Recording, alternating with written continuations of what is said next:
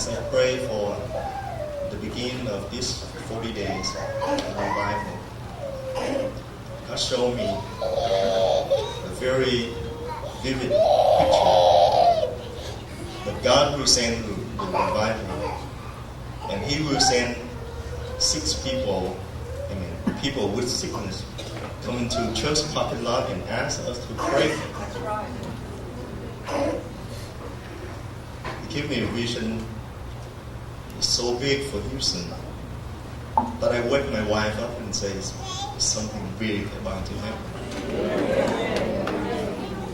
The whole day I just praise God and in faith begin to receive the thing that He will commit to. So we pray with you and come to God. We not go after a miracle. We go after the one who do the miracle. He started waking me at 3 o'clock in the morning, and he started to tell me, he was saying the word war, there is going to be a war. And I said, Lord, what do you mean a war? Tell me more. And he said, it's a war for the souls of men that will take place in the city. And he said he wanted me to pray for that. And I said, Lord, how are we going to know when the war begins in Houston? And he said, when Isaiah 61 begins to take place, you know, the gospel is being preached, the captives are being set free. And he said the result will be Isaiah 62, which talks about the glory of Jerusalem and all these things. And Hispanics will be part of this too, because God wants not only the Hispanics, but all the ethnic groups. The Asians, the Indians, everybody. He wants everybody to be part of this. The Lord has spoken a lot of things about how the revivals is. He said it would be a revival of the heart that, will take the hearts of stone and make them into hearts of flesh. And I had a dream, and in this dream, it was in a restaurant, and they were playing Christian music in this restaurant, and the people, when they began to hear songs about Jesus, the Holy Spirit came, and the Lord allowed me to feel what they were feeling, but it was like a wind, and it began to massage their hearts, and they began to cry, everybody, the children, the adults, and they were just crying before God. And so I believe, and then the prayer mountain, the Lord said, fire, that the revival will be like fire, consume. And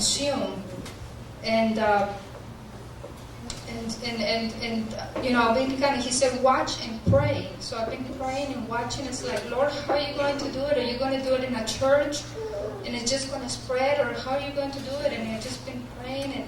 And somebody, a friend of mine, gave me a flyer of Prayer Mountain. And I read it. And I said, Lord, is this what you're going to use? And he said, yes. This is what's going to birth in the revival in Houston.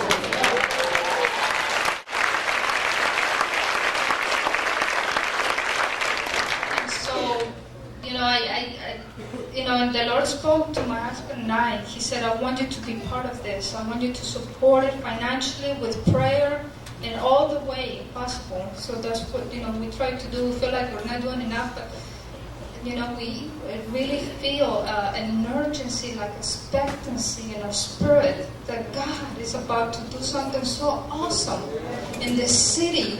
4 million people and 1 million Hispanics in this city. That God is going to touch the spirit. And nobody will take the glory. Nobody. It will be Him alone.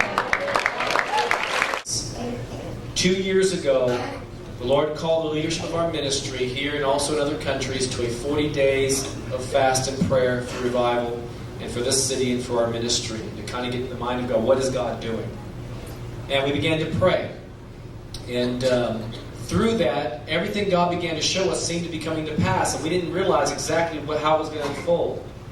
Well, this last year, actually 1995, October, we started the Somebody Cares Houston Ministers Association, the Somebody Cares Houston Project, gathering inner-city ministries together and churches together to work together at a grassroots level to reach this city. Not just preaching, to the unchurched, but letting the unchurched see that the churches really were one church. That the churches, we as Christians, cared about their souls. So the theme became area churches and ministries want you to know that somebody cares, Houston. And the billboards went up, and the Bibles were put together, and we put out 70-something thousand Somebody Cares Houston New Testaments already. We're looking at 500,000 altogether. Put out 30 or 40,000 messages of hopes and 50,000 children's Bibles. So we just working together, we've seen the effectiveness of being one body. Through 2 events, Victory Inner City Ministries, partnering with them, and they're part of the Somebody Cares Houston project. Those 2 events, 6,500 gangbangers and at-risk youth attended, 1,200 gave their lives to the Lord. Working together. In March of this year, we had the first Houston Prayer Mountain weekend, where we stayed all night long to pray for Houston. And that was this past March, right here. And then in May, we had another Somebody Cares Houston Pastors Conference right here, a press conference, and we were able to put out 80,000 pounds of food to the inner city ministries, and that was the day 100,000 Bibles came in, and we were able to begin to distribute that through churches. So we saw the effectiveness of working together. And then in July, as I began to pray and seek the Lord, and for years I've been praying, driving by, and saying, God, that'd be a great place for a Christian thing. That'd be a great Houston Prayer Mountain. I just began to believe. I began to prophetically speak it to our staff years ago. Began to preach about it. And it's on tape. And people started getting those tapes. We're standing with you, brother. We believe too. Like, what was that? Oh yeah, I said that a long time ago. Because you say it and you believe it, and then you kind of say, well, maybe I'm crazy. And then we've been trying to get a hold of the owner and never got a hold of him, kept missing him, or he wasn't available. And I came over here and talked to someone else, and they said that it was unlikely we'd ever be able to get the place. And finally, out of frustration, I had some people from our ministry keep calling. The number was the wrong number or something. I said, well, let me try myself. I dialed it, and the person who picked it up was the owner himself. And so we become friends, and he's just he shared with me about his dad. His sister is a Christian, works for a ministry, or is on the board of a ministry that adopts orphans out of Russia, up in Colorado Springs. And we began to talk, and then she shared with me that 2 weeks before her father died, he became a Christian and had a vision. And part of that vision is what's happening right now, and what this place can be used for. And so anyway, we had it for March, and then in May, we had it for that other thing. And then, this July, I was seeking the Lord. And as I was praying, I just began to seek the Lord and say, Lord, what is it that you want to do? I was taking an administrative sabbatical and said, God, what is it you want to do in my life? What do you want to do in the city? I can do something that will touch the nations. I've been preaching it for a long time. I'm starting to sound like a liar. Is it going to happen? And God began to share with me some things during that time of being fasted. And He said that I want you to call 40 days of prayer at the mountain of the Lord, to go pray and to worship me, and I'm going to show you what I can do to touch the nations. Now, I didn't understand all the ingredients because we've been living out Micah 4 for a few years now in our ministry. It's the theme of our ministry. But when I called the owner, we were talking, and he said, when are you going to use it for weekend again? I said, well, you're probably going to think I'm crazy. And I did feel like I was crazy. So you can get $3,500 a day here is what they charge. And so I was going to offer him $40,000 for 40 days. 40 sounded good. Besides, I didn't know where I was going to get 40 anyway, so it was definitely crazier faith. And so I thought, well, he's going to turn it down anyway, so then I'll know it wasn't God. And I offered him $40,000 for 40 days. I told him when I wanted it. I take that back. I didn't tell him when I wanted November 22nd to January 1st, but I figured if we couldn't do it because of all the Christmas things going on, he actually then later suggested this would be the best time. And so then I said, well, I don't know where I'm going to get the $40,000, but I'll offer you $40,000 for 40 days if I can have it 24 hours a day, until January 1. And he laughed at me a little bit and said, I can't take your money. And but he wasn't laughing because he didn't want to take my money. He just didn't want to take that much. So he ended up telling me that it was going to cost $20,000. So I offered $40,000.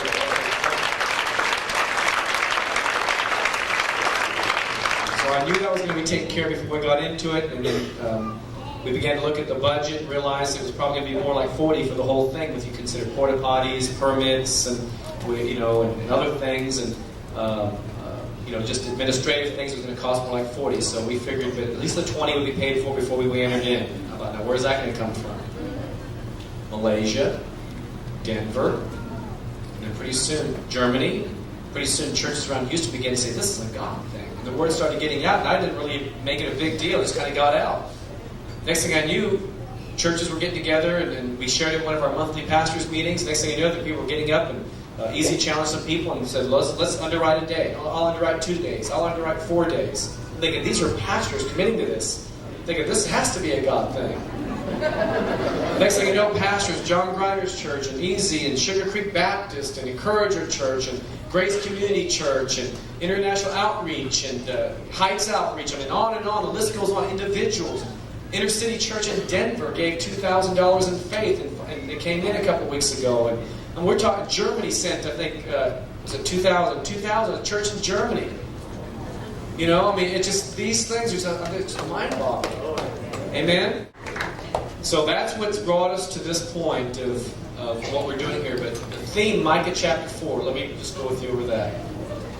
It says, it shall come to pass in the latter days that the mountain of the Lord's house shall be established on the top of the mountains. So there's the mountain of the Lord's house is on top of or higher than all mountains, and shall be exalted above the hills, and people shall flow to it. Many nations shall come and say, come and let us go up to the mountain of the Lord, to the house of the God of Jacob.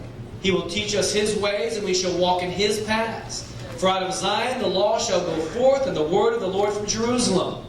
Now this is our Jerusalem, isn't it? Amen. And it says, He shall judge between many peoples, and rebuke strong nations afar off. Now I believe the Lord is showing us that as we exalt Him, and lift up His name on His mountain, that He will rebuke those strongholds and things that have come against the church, and He will rebuke them. And then it says here that they shall beat their swords into plowshares, weapons into harvesting tools, and their spears into pruning hooks. Nation shall not lift up sword against nation, and neither shall they learn war anymore. Now, it says in the verse, now shall come in the latter days, the last days. It sounds contradictory to see that in the last days that it says nation will not raise against nation anymore, and there will be no more wars. Because when you look at Mark chapter 13, it says, in the last days, earthquakes, famines, nations against nations, kingdom against kingdom, hatred, and so on. All these things going on. You go, which one is right? Can the Word of God be contradictory? No. That's our hypothesis, right? That's a given. So God, what are you saying then?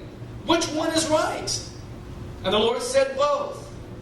While the world continues to try to legislate world peace, United Nations, politically, and all their social reforms, as the world tries to find an answer without the Prince of Peace himself, there will be no peace. In fact, as of about a week and a half ago, it was the 7th year since the Berlin Wall went down. And everybody let their guard down thinking, peace has come at last, communism is gone. Wrong. The spirit is still there. And they said that when the Berlin Wall went down, you thought it would bring unity to Germany. They said there's more divisions and schisms now than there were then. It's even greater. We see more racial hatred and tension while we're trying to make racial unity.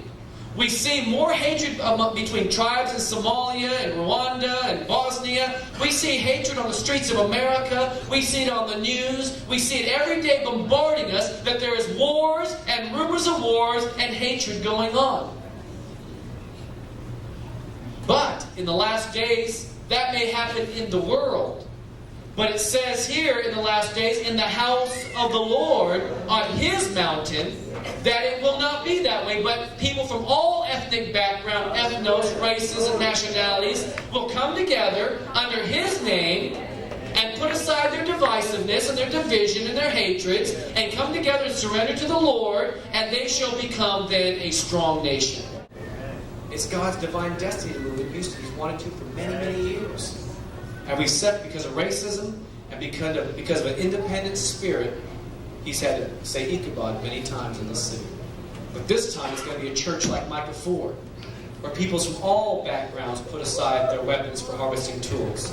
And I encourage you, every time you come here, before or after the meetings, take opportunity to walk the hill and up around and begin to look over the city and begin to pray. I can't explain to you unless you ask someone who's been here in the last few weeks. We've been praying over this place every week. When you walk this property, you sense the holiness of God.